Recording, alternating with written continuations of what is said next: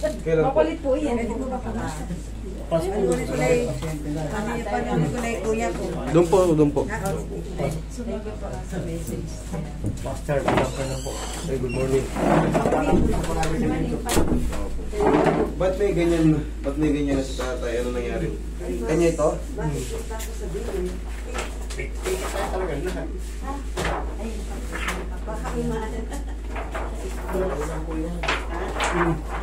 Kailan ko yung makapalat? Mamaya po. Mamaya.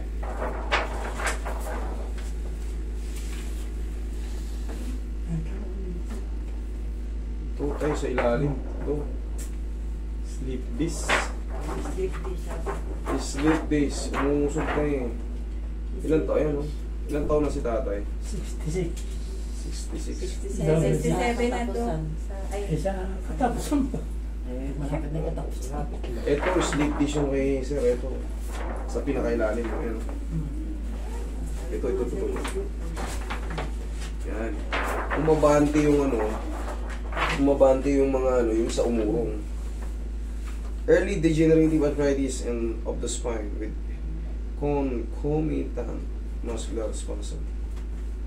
There is no fracture. Okay. Ang problema kay tatay, kaya hindi siya makatayo. Gumanyan, no? Lumihis. Ito. Parang, tutukan mo. Ano nangyari kay tatay? Diba? Ayan, ganyan.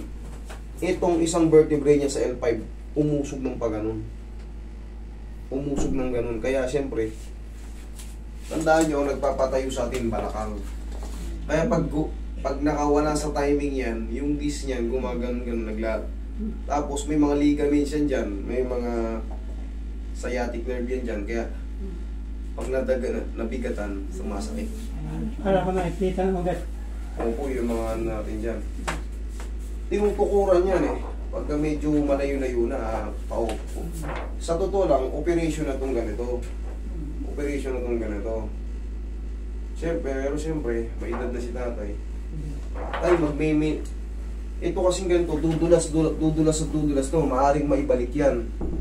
Problema, siyempre, sa mga kilos-kilos natin, maaaring dumulas ulit kasi sira na yung L5 niya. L5S1, sira na yun. X-ray lang kasi yan yun, pero kung pa-MRI to, kita lahat. Kasi, may ipapaliwanag dun. Kasi ang nakikita ko rito, ito lang umusog yung L5S1. Pero siyempre, pag MRI nga, baka may tama rin yung L4 nyo, L3. Kasi hindi naman nasisira ang L5, kung wala rin damage yung L4. Pangkaraniwan na yung L4, L5. Pangkaraniwan na yan. Pero dito, ayan, gaya nga nito, baka hindi nyo rin maintindihan. Pag tinuro ko sa inyo, ayan. Tignan nyo. Tignan nyo to, ayan. Tignan nyo yung lining na yan, pantay-pantay yung pantay. Yung end, yung mga edge. Di ba, yung sa mga dulo, pantay-pantay, ayan. Pantay. Pagdating dito, ito na yung isang dulo. Ito yung isang dulo. Bumibigay talaga yan. Yung mga ganun. Gumanyan sa kanya. Itong vertebrae niya sa L5, gumanyan. Ngayon, kaya kong itulak ng pag-ano yan eh. Tutunog yan. Mararamdaman nyo, tutunog. Ang problema, hindi maipangako yan pagka kailangan talaga nakabrace si tatay. Tapos baka dudulas din agad. Dudulas din po yun. Yun ang nakakitang-kita kasi sa kanya. Kasi sabi ko maoperahan, ay hindi rin 50-50. Sabi sa inyo sa operation. Opo, ganun talaga. Alam niyo kung bakit kasi may edad na si tatay. Kumbaga, baka di na rin kayanin yung operation. Pinapipili na lang kayo kung sasabihin sa inyo, 50-50 to. Maaring magtagumpay tayo, maaring hindi. Yun ang 50-50. Galing nyo muna to. Pinanonood ka kasi niya sa YouTube. Masakit kasi to. Masakit tong ganito. Ano ito mo, bakal na yung iba. Gilder lang. Sige tayo ka. Saka hindi natin niya yung mga pigi. Lahat na yan kasi manginginahin sa tatay. Harap ka pa ganun. Hindi kasi dati hindi ko dinadaing eh. Sa may puwitan. Siyempre yung naiipit yung sciatic nerve nyo, mamaya explain ko pa sa inyo kung hanggang sa isa. Diretso lang kayo tayo. Mabigat yan. Walang problema. problema. Basta laglag mo ng katawan niyo sa akin. Huwag yung titigas sa katawan niyo. Ha? Mararamdaman niyo yung uusog yan. Ay, naman Naramdaman niyo? mm, Unang-una hindi to. Tug. Sabi ko sa inyo. Buko kayo. Sabi ko sa inyo, isang ano lang. Tug. Yung isa buo, tapos yung isa may sumunod pa rito. Kita niyan, dali lang, di ba? Pero, yun nga, hindi ko may pangako pagka sa susunod na mga kilo si tatay. Maaaring maganda yung pakiramdam niya. Pag na-maintain niyo yung dahan-dahan lang. Katulad niya, may baston kayo, tama yan. Okay? O sige, tagilid kayo. Massage natin yung iba pang mga part niyo. Tagilid kayo. Unti-unti niyo makikita si tatay na bearable na yung mga bakit kilos niya? Hindi na siya nasasaktan ha. Kayo rin makaka-notice niya. Manonotice niya ganyan. Tagilid. Malilit yung Manonotice niya na hindi na si Kuya Inda ng Inda. Sumakto na yun. Katulad niyan, ang lakas ng tumunog. Nasaktan kayo, hindi. Kasi bumalik lang sa tamang bumalik lang. Kasi kung na-dislocate lalo yun, or namali ng tulak, maganda pili-pilipit ko sa aray kasi maiipit yung mga ligaments niya, mga sciatic nerve. Tulak mo ako. Masyadong tayo malapit yan. Tumama na tayo ng mesa. Relax lang tayo ha. Ganito lang tayo. Kapit nyo sa kamay. Straight lang ako. Dahan-dahan lang natin. 60-60 natin. Bata-bata pa to. Okay. Relax lang. Kung lalaban na tayo. Kaya mo. ayun. Yan. Lakas mo. Kabilang side. Ako nagamit sa trigger. Basta huwag nyo lang lalabanan. Susunod lang yung mga facet joint yun. Babalik lang yan sa normal, sa dati niyang posisyon. Safe yung mga tunog na yan. Mga gandong posisyon. Safe yan. Huwag yung matakot na ganyan. Basta yung mga sumusunod sa akin, huwag nyo lang pakapwersa. Lalo pag may edad. Malutong na buto niyan. Kaya kailangan dahan-dahan. Relax lang. Sige, huwag nyo lang lalabanan. Yan, sige, relax lang. Yan o. Diba? Okay, tapa kayo tayo. Ngayon, higaan nyo to. Kasi nandun yung para hindi bumalik. Ilagay nyo sa puson nyo to. Ayan, pau. Baba po kayo kon. Okay, shoot nyo no. Hindi sinasabi sa yung pamo. Ayan, no. Yung pamahin. Sige po. Dito, meron dyan. Ayan. Sakto Sige, yung shoot nyo. Pag nahirapan kayo huminga, sabihin nyo na sa akin ha. Pero kailangan pa konti kasi malalo. Last year, last year. Tayo, nakakahinga kayo ng ayos? Paano na rin yan? Hindi kayo nasasaktan? Paano siya? Okay, very good. Ano plus po? Sapat na yan, Roy. Massage. Relax lang ang katawan nyo tayo. Laglag yung katawan. Roy, massage mo sila tayo. Kaya ko kinalsuan ng unan, kasi dapat talaga ma-maintain na yung ganyan position. Yung iba, hindi ko kayo ito sa understanding ko kasi kailangan ko siyang kalsuan para hindi. Kasi baka pag nako-cobra pose niya, nakaganon. Kasi ang posisyon ng balakang natin ay talagang pag-arare. Pag ganyan, no? Kailangan ko siyang tukuran dito kasi nga ito'y bumigay ng pag-anon. Itinula ko na, nakapantay na yan. Kaya kailangan dito, lagyan ko ng unan dito para sumakto lang.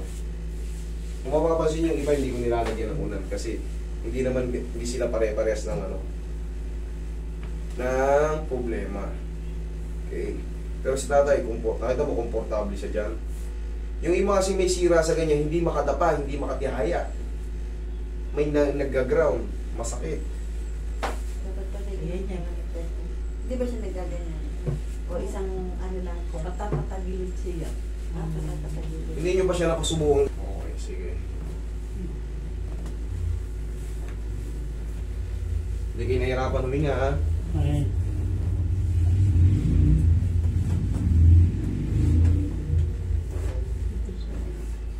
Nasa tatay na po po siya. Sige, tihaya kayo tayo. Dahan-dahan lang. Huwag mo pa ganyan. Tagilid muna kayo. Yan! Para hindi mapuwersa yung balak mo. Sige. Sige, higa lang. Dito ko naman kayo ngayon tutukurang bandang puwet naman. Kanina sa puso. Uy! Cellphone. Malaki. Sige, sa inyo rin yan. Yan mawawala. Dadagdagan ko pa ito. Mawawala. Okay na. Okay na po. Okay na kasi. Naabalat pa. Ay, palagi nyo nang hawak yung ha. Advisable na yung kay tatay yung tungkod niya. Para hindi lalong pwersado. Mas malaking tulong kung nagagabayan yung bigat ba. Lagi na nga siya dito. Relax lang. Inhale. Exhale. Yan, thank you. Diyan ka lang muna tayo, saglit.